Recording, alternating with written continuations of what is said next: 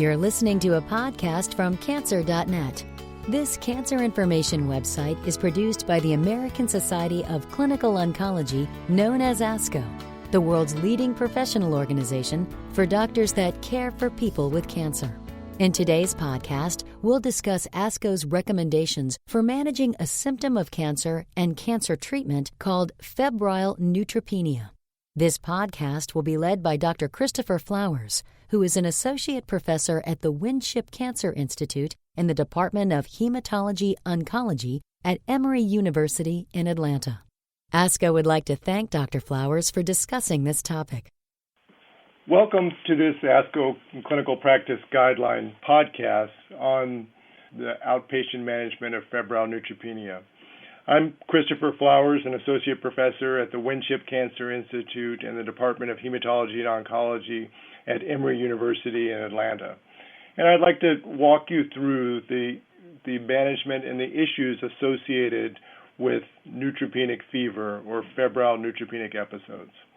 So neutropenia is a state when one particular part of the white blood cell count, the neutrophils, is low.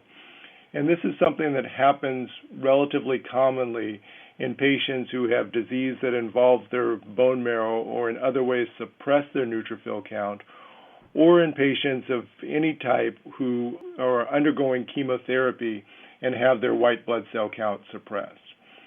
So the neutrophils are one subpopulation of the white blood cells that are routinely measured in a CBC or a complete blood cell count when there is a differential performed. This is something that you can ask your doctor about whenever you get blood counts drawn. If you look at the laboratory values that you receive, you will commonly see the white blood cell count listed as WBC. But the neutrophils are one subgroup of those white blood cell counts, and you will either need to perform calculations using the percentage of neutrophils, sometimes called ANC, or absolute neutrophil count, to determine what the total number of neutrophils is at that time. You can also ask your physician or the nurses to help you to perform that calculation.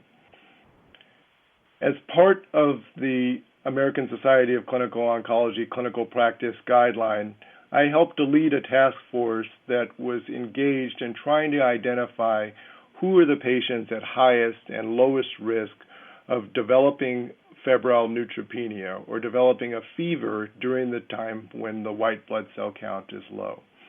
And then helping to identify among those patients who are patients that need to go into the hospital for management when there is the occurrence of a febrile neutropenic episode, and who are patients that might be managed as outpatients.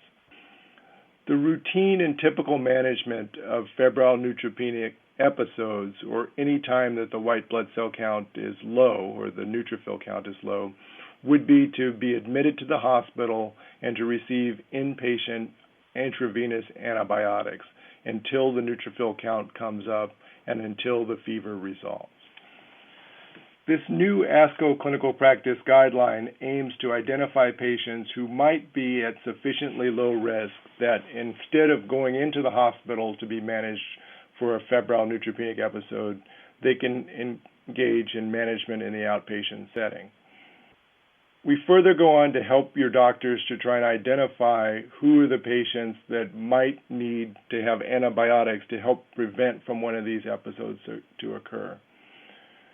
The ways that we guide your doctors in this are trying to identify patients who are expected to have profound neutropenia, which is defined as having a neutrophil count that is expected to be below 100 and likely to last for more than 7 days.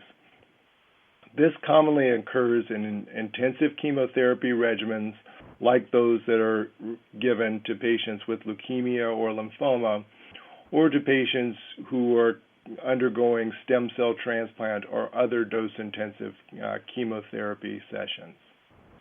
In this setting, patients should be considered for use of prophylaxis with antibiotics to prevent the neutropenia from developing into a more serious infection. When you are in the outpatient setting and undergoing an intensive chemotherapy regimen, this is something you should discuss with your doctors about when it might be appropriate to have an antibiotic to prevent against having a more serious infection during this setting. In addition, we help to describe the kinds of hygiene and guidelines for hand washing practices to reduce exposures through contact, respiratory hygiene that you should use to help to reduce your exposure to droplet transmissions, and these are additional things that you should talk about with your doctors and the nursing staff. We also recommend that all patients for whom it is appropriate to receive seasonal influenza vaccination, for anyone who is undergoing management of a malignancy, and for all family and all household contacts every year during flu season, as this is an immunization that changes from year to year. We recommend that the influenza immunization be given using a particular type of vaccine called a trivalent inactivated vaccine. In addition, we looked at what happens when a patient develops neutropenia and is at risk for developing a fever, which patients should be managed in the outpatient setting. Because medical complications can occur in up to 11% of patients who fall into a lower risk category, we considered inpatient treatment as the appropriate standard for managing a febrile neutropenic episode in nearly all patients.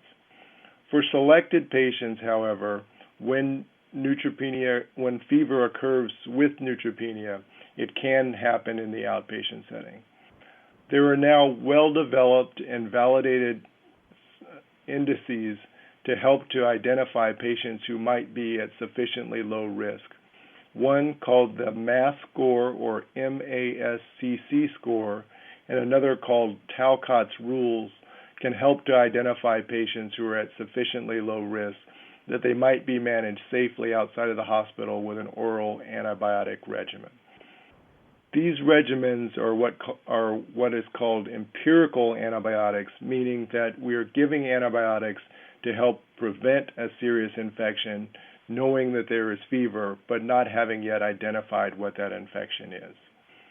In this setting where we see a fever among patients who have neutropenia, there are a number of tests that need to be performed. The first are tests that involve looking for sources for those infections.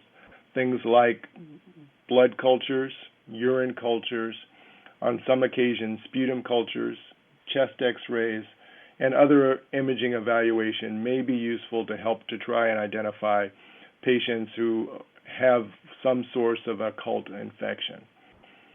In addition, other tests may be performed down the road, either in the inpatient or outpatient setting, to identify patients who may have an infection. Among patients who have a fever and have no identified source of infection, about 40% of the time an infection is never identified, and when the white blood cell count comes up and the neutropenia resolves, the fevers typically go away. During that period of time, though, while patients are neutropenic, it is important to continue antimicrobial prophylaxis with antibiotics. At any point in time, if patients fall into a category where they need to come into the hospital or certain situations arise, like the fever persists, or other situations occur, like the kidney function worsens, or there are other complications like when the blood pressure drops, an individual may need to come into the hospital immediately. If you are being managed in the outpatient setting with a fever and with neutropenia, it will require very close contact with your doctor. Patients who are identified at low risk and identified for outpatient management need to be observed at least for 4 hours when they're first identified and started on antibiotics, and if stable, they can continue management in the outpatient setting.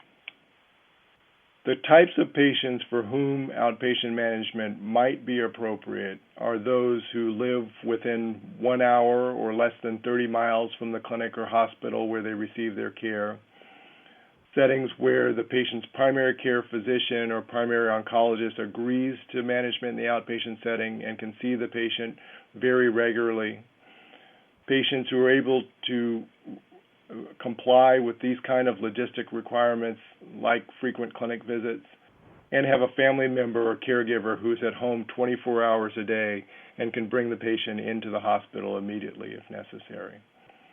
In order to consider this type of outpatient management, an individual must have 24-hour-a-day access to a telephone and to transportation to get into the hospital immediately, and should be compliant with all treatment protocols up to that point in the management.